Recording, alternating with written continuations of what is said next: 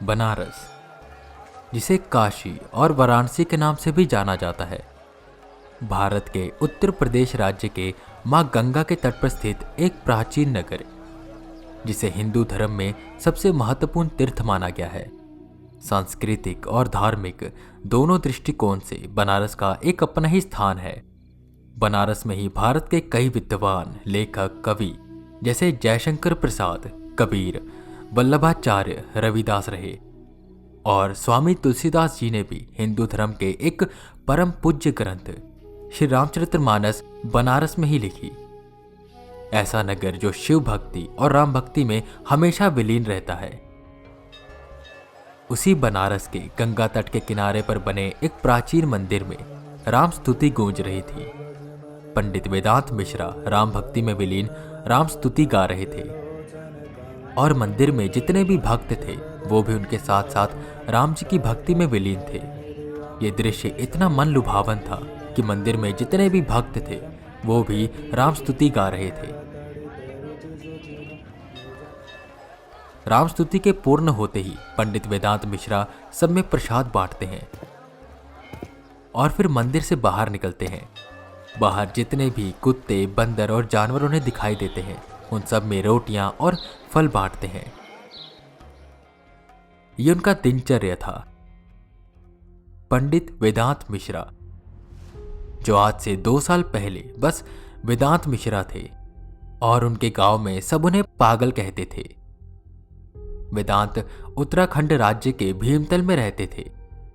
वहां पर वो अपने मम्मी पापा और एक छोटी बहन के साथ रहते थे, पर उनके अजीब बर्ताव की वजह से सब उन्हें पागल कहते थे और इसी पागलपन की वजह से उनकी छोटी बहन की मौत हो गई थी, जिसकी वजह से उन्हें घर से निकाल दिया गया और फिर वो बनारस में आ गए और यहां पर एक साधु के साथ रहने लगे, जिनकी 6 महीने पहले ही रहस्यमय कारणों से मौत हो गई।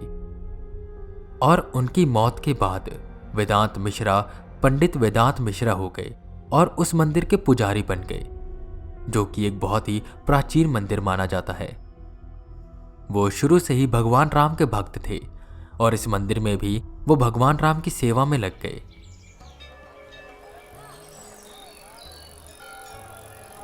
राम राम पंडित जी, साइकिल रोकते हुए गिरधारी ने कहा। राम राम गिरधारी जी, और कहाँ चली सवारी सुबह सुबह? उनके पास आते हुए पंडित वेदांत ने पूछा। कहीं नहीं पंडित जी, बस काम से थोड़ा आगे जा रहा था। अच्छा, वो सुना आपने कुछ? वो गुप्ता जी के घर में कोई प्रेत बाधा है? मुझे सुबह बता रहे थे और कह रहे थे अगर कोई पंडित पहचान में है तो उसे भेजना। आप जाएंगे? पंडित वेदांत हल्का सा मुस्कुराए और बोले, अरे गिरधारी जी, आप कैसी बात कर रहे हो? मैं भगवान की पूजा करता हूँ। ये भूत प्रेत इन सब में मेरा कोई मानना नहीं है, पर अगर वो संकट में हैं तो मैं ज़रूर उनके घर जाऊँगा और पूजा कर दूँगा। बाकी सब तो राम भरोसे है।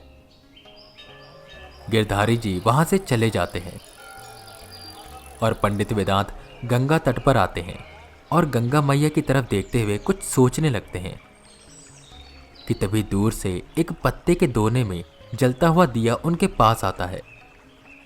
उन्होंने उसे उठाया, उसकी ओर कुछ देर देखा और कुछ हल्की सी आवाज में बदबदाकर उन्होंने वापस उसे जल में डाल दिया और वो पत्ते का दोना धीरे धीरे धार के साथ बहता हुआ चला गया। वो गंभीर होकर पीछे की ओर मुड़ते हैं। वहीं पर उन्हें एक शख्स खड़ा दिखाई देता है। वो शख्स सबसे अलग लग रहा था। आसपास जितने भी लोग थे उनमें वो सबसे अजीब था। पंडित वेदांत उसे देखते ही रहे। वो शख्स यहाँ वहाँ देखता जा रहा था कि तभी उसकी नजरें पंडित से मिली। पंडित ठीक उसके सामने पहुंचे। अब उस शख्स के सामने एक लंबा चौड़ा आदमी खड़ा था, जिसकी भारी मूछें थी और उसने शिखा रखी हुई थी। गले से जनेऊ लटक रहा था और नीचे सफेद धोती। वो शख्स घबराने लगा। तुम यहां पर क्या कर रहे हो? ये तुम्हारी दुनिया नहीं है। बेहतर होगा कि तुम अपनी दुनिया में वापस चले जाओ। जिस पर वो शख्स वहां से भाग खड़ा हुआ। जब तक वो शख्स पंडित वेदांत की नजरों से ओझल नहीं हुआ तब तक वो उसकी ओर देखते रहे, और जब वो वहां से चला गया तो पंडित वेदांत मंदिर के अंदर गए और अपना बाकी काम करने लगे। साफ सफाई करना, खाना बनाना और भक्तों में प्रसाद बांटना, ये ज्यादातर उनके काम होते थे। ऐसे ही उनका दिन बीतता चला जा रहा था। शाम के 4:30 हो गए। गिरधारी जी भागते हुए पंडित जी के पास आए। पंडित जी, पंडित जी, चलिए हमारे साथ। गुप्ता जी की बेटी को होश नहीं आ रहा, वो कब से बेहोश पड़ी है। पंडित वेदांत उठे और उनके साथ सीधा गुप्ता जी के घर पहुंचे, जहां पर गुप्ता जी और उनकी पत्नी रोए जा रही थी। क्या वो गुप्ता जी, आप ऐसे रो क्यों रहे हैं? सब कुशल मंगल तो है ना? पंडित वेदांत ने कहा, जिस पर गुप्ता जी उन्हें प्रणाम करते हैं और कहते हैं, आप खुद ही देखिए, पता नहीं हमारी बेटी को क्या हो गया है, सुबह से उठ ही नहीं रही है। पता नहीं कोई भूत है, प्रेत है, इलाज करवा लिया, सब कर लिया, पर कुछ नहीं हो रहा। वो उस बच्ची के पास आए जो खाट पर लेटी हुई थी। उन्होंने अपनी आंखें बंद करी और उसके माथे पर हाथ रखा। उन्होंने आसपास देखा जहां सब उन्हें देख रहे थे। बुखार भी नहीं है, पता नहीं क्या हुआ इस बच्ची को। ऐसा करते हैं, आप सब अपनी आंखें बंद करिए, हम राम जी से प्रार्थना करते हैं, वो इस बच्ची को ठीक कर देंगे। और हाँ, आप सब लोग भगवान राम का नाम जपिए। सब ने अपनी आंखें बंद करी सिवाय एक शख्स के, जो कोने में खड़ा हुआ था और उनकी ओर देख रहा था। तुम्हें क्या अलग से कहना पड़ेगा? पंडित जी ने मुस्कुराते हुए कहा। यह वही शख्स था जो सुबह पंडित वेदांत को गंगा के तट पर मिला था, और ये शख्स उन्हें देखकर भाग गया था। अभी भी वो उनसे डर रहा था। पंडित जी ने पूजा शुरू करी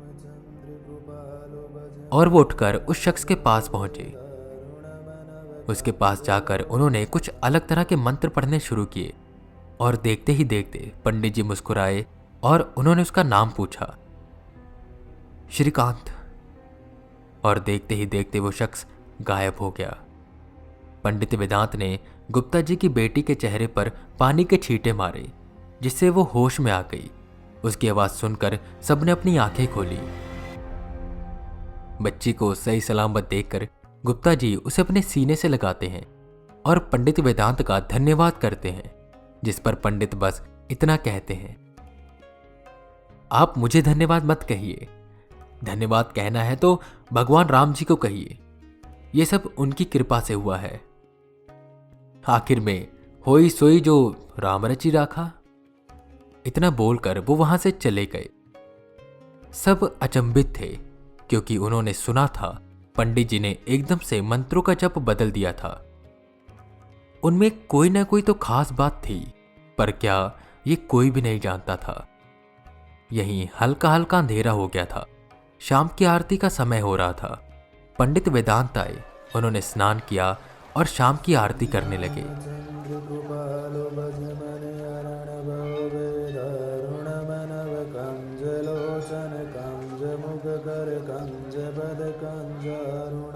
शाम की आरती के बाद सबको प्रसाद बांटा, भगवान को भोग लगाया और आखिर में खुद खाना खाकर वो गंगा तट के किनारे बैठ गए, जहां पर वो अक्सर बैठा करते थे।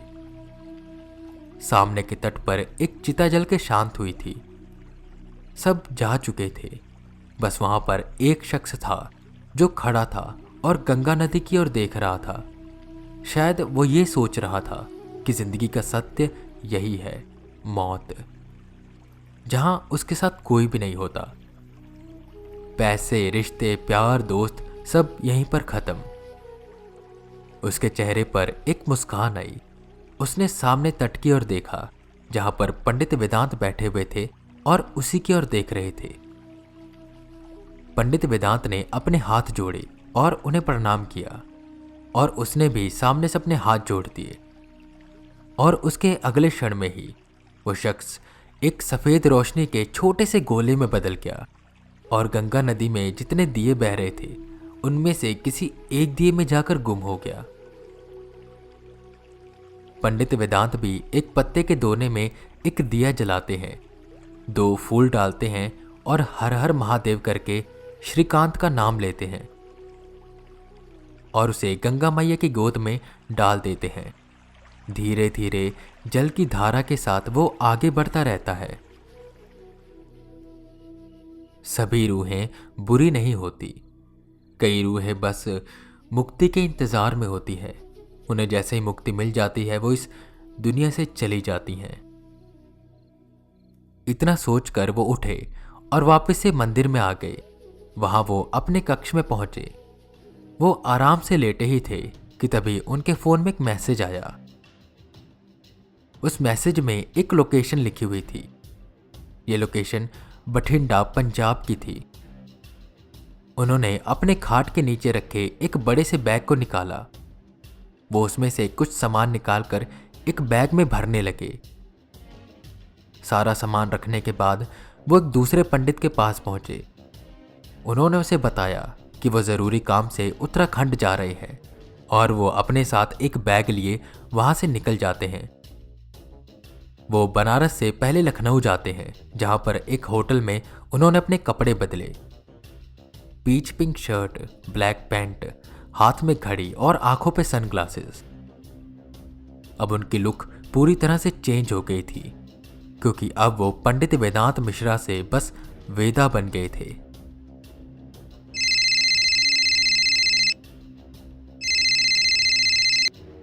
हाँ राजन, तुम पहुंच गए वहां? ठीक है, मैं कल तक पहुंच जाऊंगा।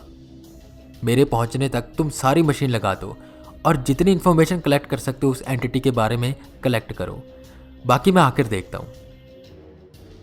फोन रखते ही वो खड़े हुए अपने अगले केस के लिए, जिसमें उन्हें पंजाब के बठिंडा में जाना था, जहां एक ऐसी एंटिटी का केस उनके सामने आया था जो घर में सबको परेशान कर रही थी। उस घर के मालिक ने पंडितों को, तांत्रिकों को, सबको बुला लिया था, पर कोई भी उसे काबू नहीं कर पा रहा था। तो आखिर में उन्होंने वेदा को बुलाया, जिन्होंने अब तक बहुत से ऐसे टेढ़ी टेढ़ी एंटिटी को काबू में किया था। पंडित वेदांत मिश्रा से वेदा निकले बठिंडा की ओर अपने नए केस को सुलझाने।